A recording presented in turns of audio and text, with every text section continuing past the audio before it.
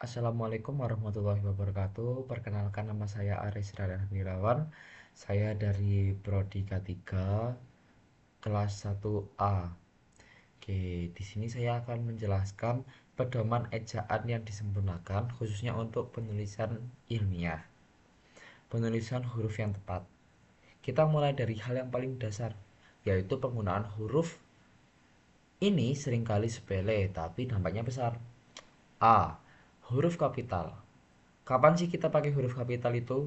Huruf kapital itu bukan cuma di awal kalimat aja, tapi ada beberapa fungsi penting lainnya seperti satu, untuk nama diri dan gelar.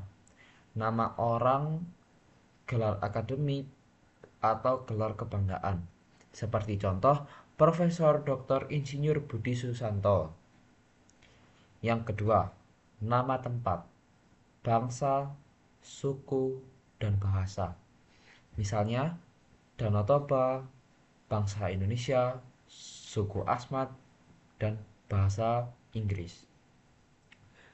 Yang ketiga, ada judul karya ilmiah seperti kata pada judul, kecuali kata hubung, ditulis dengan huruf kapital. Seperti contoh, metode analisis data kualitatif dalam penelitian etnografi. Yang B, huruf miring. Huruf miring. Huruf miring ini ada tiga fungsi utama, yaitu satu, menulis kata asing atau daerah. Contoh, resilience. Resilience adalah kemampuan untuk bangkit kembali atau gotong royong, adalah istilah lokal. Yang kedua, menegaskan bagian kalimat untuk memberikan penekanan. Contoh, penelitian ini bukan tentang apa yang dianalisis, melainkan bagaimana cara menganalisisnya. Yang ketiga, menulis judul buku, majalah, atau nama surat kabar. Contoh, buku metodologi penelitian sosial karangan Profesor Budi. Dan yang C, singkat, akronim, dan angka. Dalam karangan ilmiah, penulisan singkatan dan angka juga ada aturannya. Satu, singkatan.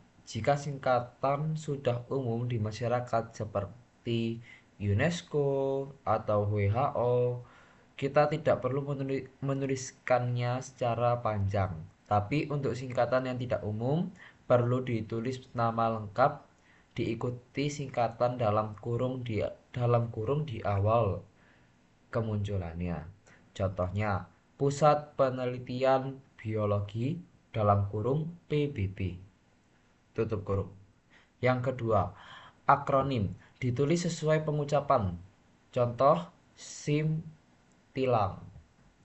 Yang ketiga, untuk angka di bawah 10 ditulis dengan huruf, misalnya 5, sedangkan angka di atas 10 bisa pakai angka, misal 15. Namun, angka pada data, tabel, atau grafik tetap menggunakan angka, tidak boleh menggunakan huruf. Selanjutnya, penulisan kata yang benar. Sekarang kita masuk ke penulisan kata. Hati-hati karena kesalahan di sini sering bikin arti kalimat jadi kurang jelas. Yang A, kata dasar dan kata turunan. Kata dasar ditulis sebagai satu kesatuan. Contoh, buku, meja, dan kursi. Nah, kalau kata turunan yaitu kata dasar yang mendapat imbuhan ditulis seringkali. Contoh, berjalan, dibeli, menganalisis. Dan yang B, gabungan kata, kata majemuk. Gabungan kata yang maknanya sudah padu ditulis seringkali. Contoh, matahari, kereta api, kacamata. Tapi Gabungan kata yang masih terpisah maknanya ditulis terpisah. Contoh, rumah sakit, meja makan. Dan yang C, kata depan di, ke, dan dari. Menggunakan kata depan ini yang paling sering salah. Kata depan di, ke, dan dari menunjukkan tepat. Karena itu harus ditulis terpisah dari kata yang mengikutinya. Contoh, salah, yang salah di tempat dan kesana. Di tempat, di dan tempatnya dijadikan satu. Yang benar di spasi tempat, ke spasi sana. Perlu diingat, kata di yang berfungsi sebagai awalan kata kerja ditulis serangkai ya, serangkai. Contoh, dimakan, dibeli itu menjadi satu. Dan yang di, kata serapan. Bahasa Indonesia punya banyak kata serapan, tapi ejaannya harus disesuaikan. Contoh, aktif menjadi aktif, sistem jadi sistem, analisis jadi analisis.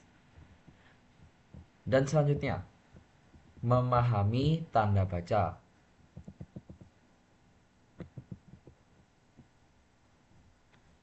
Terakhir, tapi tidak kalah penting adalah tanda baca. Tanpa tanda baca yang benar, kalimat bisa jadi kacau dan sulit dipahami. Tanda titik digunakan di akhir kalimat. Pernyataan digunakan pada singkatan gelar seperti BPK, titik, atau Bapak. D. Tanda koma memisahkan unsur-unsur dalam perincian. Contoh, penelitian ini membutuhkan buku, koma, jurnal, koma, dan data lapangan. Titik. Memisahkan anak kalimat dari induk kalimat. Contohnya, karena hujan turun, koma, kami membatalkan perjalanan.